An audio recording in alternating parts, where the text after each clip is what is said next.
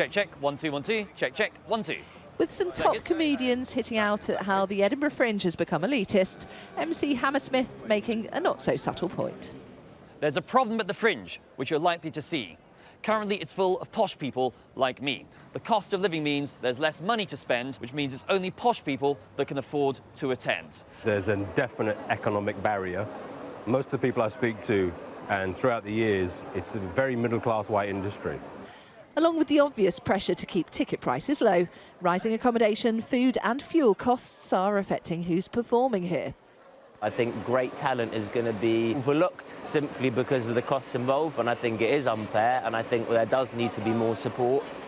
And that's not the only challenge facing up-and-coming comedians. A lot of comedians, I think, are scammed a little bit. Like, I was trying to find a better word, but like they are a little bit, where you've got to cover quite a big guarantee of money in ticket sales before you make any profit, and that can be very high. Ooh. Oh. It's not just performers who are struggling. Forget about all not being as it seems with acts like The Greatest Magic Show. There's genuine concern that one of the main Edinburgh Fringe promoters could soon disappear. Presenting shows from some of the biggest names in comedy since 1981, Assembly represents around 20% of the entire Fringe, and its future is hanging in the balance.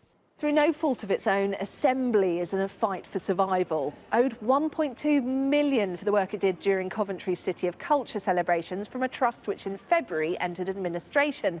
The group's founder has said they're only here now because they've taken out a massive bank loan to get through the festival. And if they can't get that money back, these major comedy players say they won't be here next year.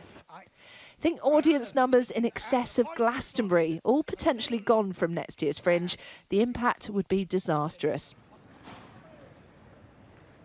Working just as hard as he did out on the bin lorries during COVID, drag artist Joe Leather is one of 50 artists to receive a £2,000 bursary from actress Phoebe Waller-Bridge's Fringe Fund. It's made all the difference.